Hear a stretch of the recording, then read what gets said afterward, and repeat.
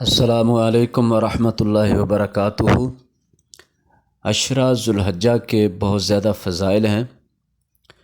ان کے فضیلت کے جو الفاظ بیان کیے گئے ہیں ان سے بعض علماء نے تو یہ اندازہ لگایا ہے کہ سارے سال کے دنوں میں سب سے افضل ترین ایام یہی ذو الحجہ کے پہلے 10 دن ہیں، اور بعض علماء نے مزید اس میں وضاحت کرتے ہوئے یہ بھی فرمایا ہے کہ احادیث مبارکہ کے الفاظ سے اور ان کے مضامین سے یہ پتہ چلتا ہے کہ پورے سال میں حتیٰ کہ رمضان المبارک کے ایام سے بھی زیادہ فضیلت والے دن عشرہ ذو الحجہ یعنی ذو الحجہ کے پہلے 10 دن ہیں۔ بہرحال علماء اکرام نے احادیث سے جو اخذ کیا ہے اور جو سمجھا ہے اسے امت کے فائدے کے لیے بیان کیا ہے۔ ہم آپ کے سامنے 2 احادیث رسول پاک صلی اللہ علیہ وسلم سے بیان کرتے ہیں۔ ایک روایت سیدنا عبداللہ بن عباس رضی اللہ عنہ رسول اللہ صلی اللہ علیہ وسلم سے بیان کرتے ہیں، جس کا اردو میں مفہوم یہ ہے کہ جتنا کوئی نیک عمل اللہ تعالیٰ کو ان 10 دنوں میں یعنی ذو الحجہ کے پہلے 10 دنوں میں پسند ہے، اتنا کسی دن میں پسند نہیں۔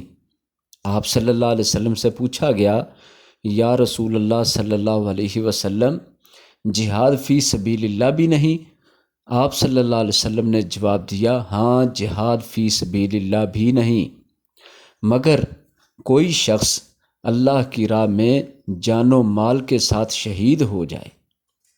پتہ چلا کہ جہاد جو اسلام کی چوٹی قرار دیا جاتا ہے اور جو بہت بڑا نیکی کا عمل ہے، وہ بھی ان عشرہ کے 10 دنوں کے اعمال کے برابر نہیں ہے۔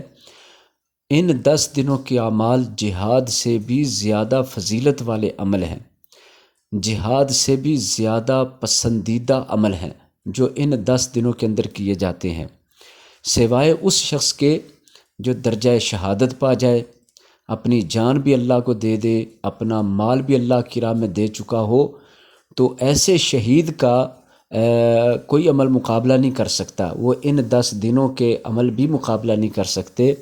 شہادت کے علاوہ باقی تمام اعمال جو سال کے باقی دنوں میں کیے جاتے ہیں، اگرچہ وہ کتنے اعلیٰ، عمدہ اور بلند ترین ہوں، وہ ان 10 دنوں میں ذو الحجہ کے ابتدائی 10 دن جن کو عشرہ ذو الحجہ کہا جاتا ہے، ان اعمال کے سامنے افضل نہیں ہوتے، بلکہ یہ اعمال زیادہ پسندیدہ اور زیادہ محبوب اللہ تعالیٰ کے ہاں ہوتے ہیں۔ یہ روایت صحیح بخاری شریف سے تھی۔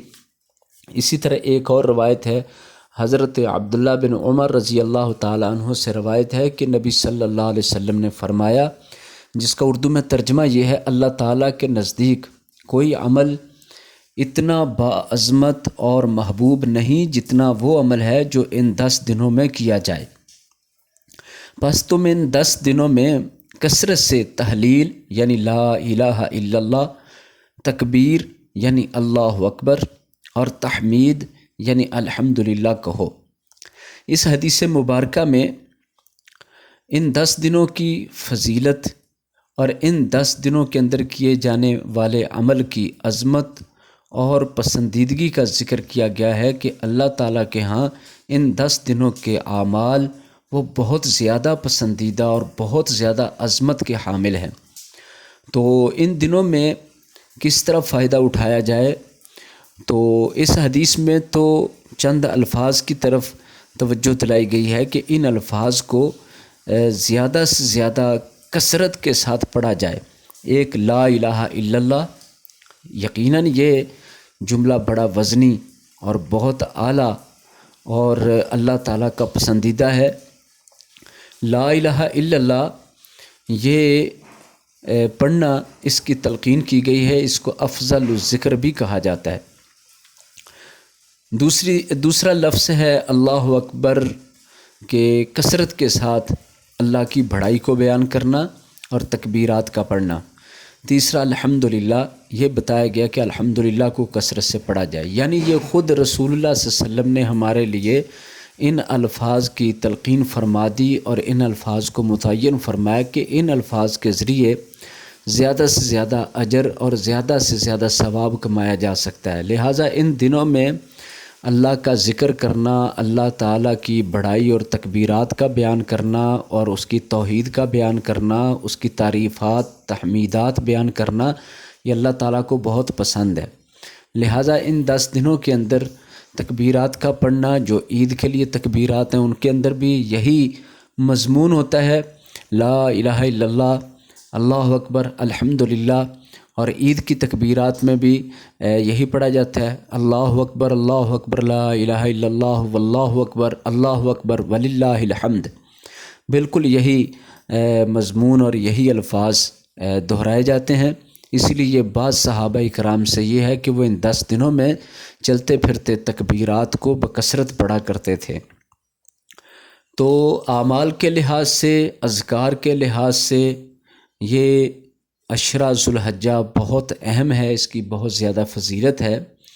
تو عشرہ ذو الحجہ میں کوئی چاہے تو روزے رکھے، کوئی چاہے تو نوافل ادا کرے، قرآن کی تلاوت کرے، قرآن کا علم حاصل کرے، اور اسی طرح صدقہ خیرات کرنا اور درود شریف پڑھنا اور لوگوں کے لیے رفاع عامہ کا کام کرنا، خدمت خلق کا کام کرنا، یہ تمام اعمال اور باقی نیکیوں والے اعمال جن کو ان 10 دنوں کے اندر بجا لایا جائے تو یہ باقی پورے سال کے اعمال سے زیادہ اللہ کو محبوب اور پسندیدہ ہیں، اور ایسے عمل کی عظمت بھی بڑھ جاتی ہے۔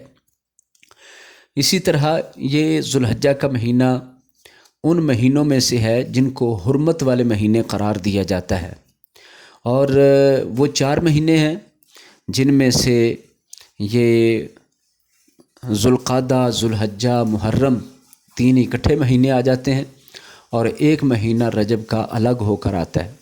تو اس میں ذوالحجہ شامل ہے۔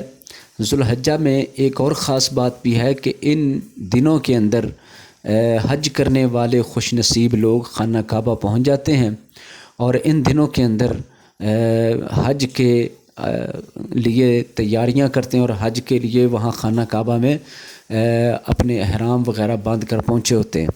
لہٰذا یہ حج کا مہینہ بھی ہے، اور اس میں حاجی لوگ خانہ کعبہ پہنچ جاتے ہیں اور ایک بہت بڑا اسلام کا رکن اور فریضہ ادا کرنے کے لیے پہنچ جاتے ہیں۔ تو اس مہینے کی حرمت بھی اس بات پر دلالت کرتی ہے کہ یہ مہینہ بہت اللہ تعالیٰ کے پسندیدہ مہینوں میں سے ہے۔ پھر اس میں ایک اور چیز بھی ہے کہ ایک دن ایسا ہے جس کا روزہ رکھنے سے اللہ تعالیٰ بہت زیادہ ثواب عطا کرتے ہیں، وہ ہے 9 عرفہ کا روزہ۔ تو مسلم شریف میں حدیث ہے، رسول اللہ صلی اللہ علیہ وسلم نے فرمایا، جس کا اردو میں ترجمہ ہے کہ عرفے کے دن روزہ رکھنے سے مجھے اللہ سے امید ہے کہ وہ گزشتہ اور آئندہ 2 سالوں کے گناہ معاف فرما دے گا۔ تو اس عشرہ ذو الحجہ میں زیادہ نہیں تو کم از کم عرفہ کے روزے کو رکھ کر اس کا اہتمام کر کے 2 سالوں کے گناہوں کا کفارہ حاصل کیا جا سکتا ہے۔ تو کتنی بڑی خوش نصیبی ہے کہ 2 سال کے گناہ بخش دیے جاتے ہیں، معاف کر دیے جاتے ہیں۔ اسی طرح اس ذو الحجہ کے پہلے عشرے کے اندر جو آخری دن ہے وہ دن ہے 10 ذو الحجہ۔ تو 10 ذو الحجہ کا دن عید کا دن بھی ہے، قربانی کا دن ہے، تکبیرات کا دن ہے، اور خوشی کا دن بھی ہے۔ لہٰذا 10 ذو الحجہ کے دن جو کئی ساری فضیلتیں جمع ہو جاتی ہیں، آپ صلی اللہ علیہ وسلم نے ارشاد فرمایا کہ 10 ذو الحجہ کو سب سے زیادہ فضیلت والا عمل اور سب سے زیادہ اللہ تعالیٰ کا پسندیدہ عمل اللہ کی راہ میں اس کی رضا کے لیے خون بہانا ہے، یعنی قربانی کے جانور کا خون بہانا۔ تو 10 ذو الحجہ کو تمام اعمال میں سے جو سب سے زیادہ اللہ تعالیٰ کا پسندیدہ ہے وہ ہے قربانی کرنا، جانور ذبح کرنا۔ تو اللہ تعالیٰ توفیق عطا فرمائے تو قربانی میں ضرور شامل ہونا چاہیے۔ خود ایک جانور ذبح کیا جائے، ایک خاندان کی طرف سے ایک جانور کافی ہوتا ہے، نہیں ایسا نہ ہو تو کسی بڑے جانور میں حصہ ڈال کے شامل ہونا چاہیے، تاکہ 10 ذوالحجہ کو قربانی کے دن خون بہا کر اللہ تعالیٰ کی رضا حاصل کر کے سب سے افضل عمل کیا جا سکے۔ دوسرے نمبر پر ان 10 دنوں میں ایک چھوٹی سی پابندی ہے جو بہت بڑے اجر کا باعث بن سکتی ہے، کہ جس نے قربانی کرنی ہے وہ اپنے بال اور ناخن نہ کٹوائے۔